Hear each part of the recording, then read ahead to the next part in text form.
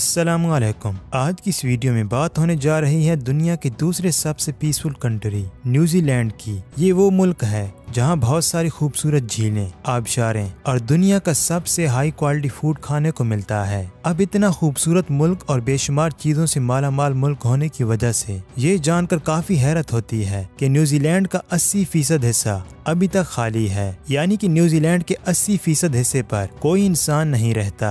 आज की इस वीडियो में हम जानेंगे कि आखिर दुनिया का दूसरा सबसे पुरअमन मुल्क आधे से ज्यादा खाली क्यों है। आखिर ऐसी क्या वजह है कि वहाँ किसी इंसान का रहना मुमकिन नहीं। ये खूबसूरत मुल्क कैसे दरियाफ्त हुआ और यहाँ सबसे पहले कौन लोग आकर आबाद हुए थे, ये सब कुछ आप जानने वाले हैं आज की इस वीडियो में। दोस्तों, आपको बताते चलें कि पैसिफिक ओशन की बिल्कुल साउथ में और ऑस्ट्रेलिया से तकरीबन 4000 किलोमीटर की दूरी पर दुनिया का दूसरा सबसे पुरअमन और खूबसूरत मुल्क आबाद है, जिससे न्यूजीलैंड के नाम से जाना जाता है। पाकिस्तान में रहने वाले ज्यादातर लोग न्यूजीलैंड को क्रिकेट की वजह से ही जानते हैं, क्योंकि न्यूजीलैंड की क्रिकेट टीम का शुमार टॉप क्रिकेट टीमों में किया जाता है। इस वक्त दुनिया के टॉप क्रिकेट प्लेयर्स भी आपको न्यूजीलैंड की क्रिकेट टीम में ही देखने को मिलते हैं। लेकिन अगर क्रिकेट टीम से हटकर देखा जाए तो न्यूजीलैंड और भी बेशुमार खूबसूरत और दिलचस्प चीजों से भरा पड़ा है। जी हाँ, इस वक्त दुनिया में सबसे ज्यादा खूबसूरत झीलें, आबशारें, ऊंचे ऊंचे पहाड़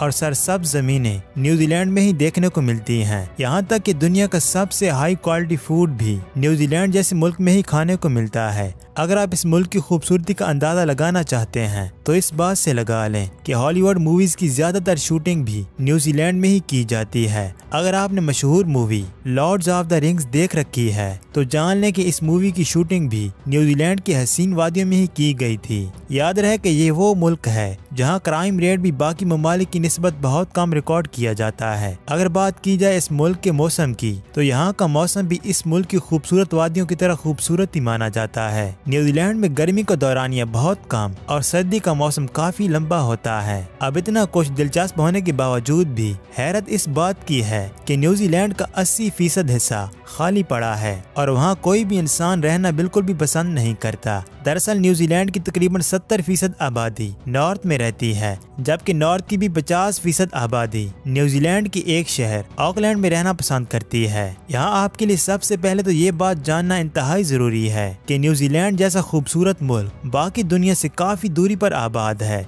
इसकी दूर होने का अंदाजा आप इस बात से लगा लें कि अगर कराची से कोई शख्स न्यूजीलैंड जाना चाहे तो उससे न्यूजीलैंड पहुँचते पहुँचते तकरीबन 20 से 22 घंटे का वक्त लग जाएगा। अगर न्यूजीलैंड के पहली मर्तबा आबाद होने की तारीख पर नजर डाली जाए तो इस हवाले से हमें कई सारी कहानियां सुनने को मिलती हैं, लेकिन न्यूजीलैंड की अपनी ऑफिशियल वेबसाइट इस बात की निशानदही करती है कि 1320 से 1350 के दरमियान मौरी नामी लोगों ने पहली बार न्यूजीलैंड को दरियाफ्त किया। मौरी वो लोग थे जो पैसिफिक ओशन के आसपास मौजूद आइलैंड्स, जिन्हें पॉलिनेशियन आइलैंड कहा जाता है, इन आइलैंड्स पर रहते थे। बताया जाता है कि 13वीं सदी के आसपास वो लोग इन सारे आइलैंड्स को छोड़कर बड़ी बड़ी कश्तियों में सवार हुए और न्यूजीलैंड जा पहुंचे। लेकिन अगर मौरी लोगों की तारीख पर नजर दौड़ाई जाए तो उनके मुताबिक पढ़ने को ये मिलता है कि न्यूजीलैंड को 13वीं सदी में नहीं बल्कि इससे भी 500 साल पहले 750 एडी में कूपे नामी एक मौरी ने दरियाफ्त किया था।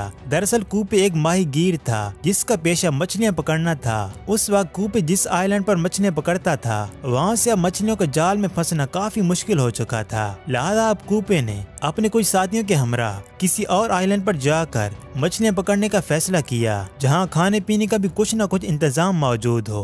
अब कूपे अपने कुछ साथियों के साथ पैसिफिक ओशन की जानिब रवां दवां था कि कुछ दिन का सफर तय करने के बाद उससे दूर एक ऊंचे ऊंचे पहाड़ों वाला आइलैंड नजर आया। ये वही आइलैंड था जिससे आज न्यूजीलैंड के नाम से जाना जाता है। उस वक्त इस आइलैंड पर सी फूड, भेड़ बकरियां और मुख्तलिफ किस्म के फलों के अलावा और कुछ मौजूद न था। कूपे को ये आइलैंड बेहद पसंद आया, इसीलिए उसने अपने साथियों को वापस पॉलिनेशियन आइलैंड भेजा ताकि वो बाकी मौरी लोगों को भी इस बेशुमार गज़ाइयत से भरी हुई चीजों से माला माल आइलैंड पर ला सकें। तो इस तरह मौरी लोगों का न्यूजीलैंड में आबाद होने का सिलसिला शुरू हुआ। दोस्तों, 17वीं सदी तक मौरी लोग बड़े सुकून से न्यूजीलैंड पर जिंदगी बसर कर रहे थे, क्योंकि उस वक्त बाकी दुनिया से काफी दूर होने की वजह से मौरी लोगों को किसी से कोई दुश्मनी नहीं थी। याद रहे कि ये वो वक्त था जब यूरोपियन कंट्रीज पूरी दुनिया में अपने एक्सप्लोरर भेज रहे थे ताकि मुख्तलिफ आइलैंड्स पर कब्जा करके यूरोपियन कंट्रीज अपनी पावर में इजाफा कर सकें। इसी तरह एक एक्सप्लोरर जिसका नाम एबल टेस्मैन था उससे पैसिफिक ओशन की जानिब नए आइलैंड दरियाफ्त करने की गर्ज से भेजा गया। सन 1642 में एबल टेस्मैन ने न्यूजीलैंड को ढूंढ निकाला, मगर जब उसने वहां कदम रखने की कोशिश की तो उसका सामना मौरी लोगों से हुआ, जिस वजह से जल्दी उसे वहां से वापस लौटना पड़ा। इसके बाद सन 1769 में एक ब्रिटिश ऑफिसर जिसका नाम जेम्स कुक था इसी आइलैंड को ढूंढता हुआ यहाँ तक पहुँचा। उस शख्स की मौरी लोगों से खूनी लड़ाई हुई जिसमें बेशुमार मौरी लोग मारे गए। इसके बाद 18वीं सदी में काफी बड़ी तादाद में यूरोपियन न्यूजीलैंड पहुंचना शुरू हुए।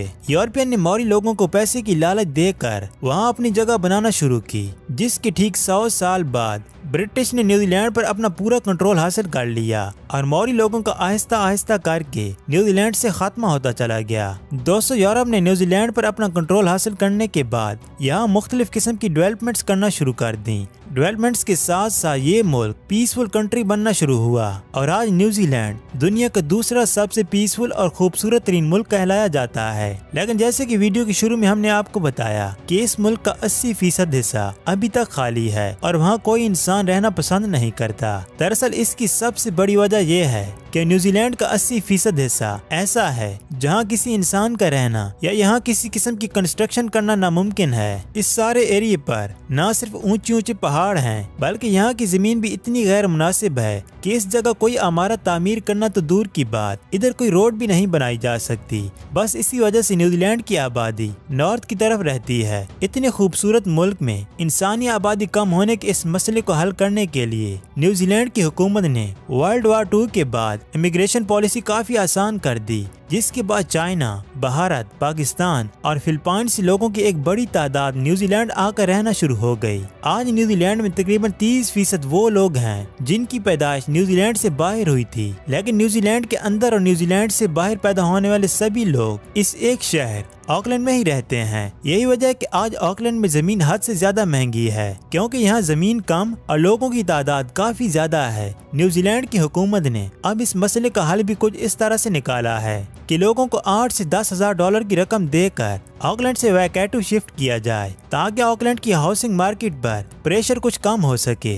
दोस्तों, न्यूजीलैंड की एक दिलचस्प बात ये भी है कि न्यूजीलैंड में नॉर्थ की जानिब सरजमीन काफी ज्यादा सरसब्ज है और इस सब्जे पर भेड़, बकरियों और मुख्तलिफ किस्म के जानवरों की तादाद बेतहाशा पाई जाती है। आपको जानकर हैरानगी होगी कि इस वक्त न्यूजीलैंड में इंसानों की तादाद तकरीबन 50 लाख, जबकि भेड़ बकरियों की तादाद 3 करोड़ से भी ज्यादा है। यही वजह है कि इस वक्त सिर्फ न्यूजीलैंड ही वो वाहिद मुल्क है जो पूरी दुनिया में सबसे ज्यादा हाई क्वालिटी गोश्त एक्सपोर्ट करता है। जी हाँ, एक रिपोर्ट के मुताबिक न्यूजीलैंड का 95% गोश्त पूरी दुनिया में एक्सपोर्ट किया जाता है। सन 2019 में इस एक्सपोर्ट से न्यूजीलैंड ने तकरीबन 44 बिलियन डॉलर्स कमा लिए थे। आज न्यूजीलैंड दुनिया के 50वें नंबर पर आने वाली इकोनॉमी भी बन चुका है, जबकि इस इकोनॉमी का सबसे बड़ा सोर्स ऑफ इनकम भी मीट एक्सपोर्ट करना है। लेकिन बात वहीं आकर रुक जाती है कि हर चीज में सबसे आगे होने के बावजूद भी आज न्यूजीलैंड का 80% हिस्सा ऐसा है जहाँ किसी भी किस्म की कंस्ट्रक्शन करना नामुमकिन है और यही एक खामी पूरी न्यूजीलैंड की खूबसूरती पर असरअंदाज होती है। तो दोस्तों, ये थी आज की वीडियो।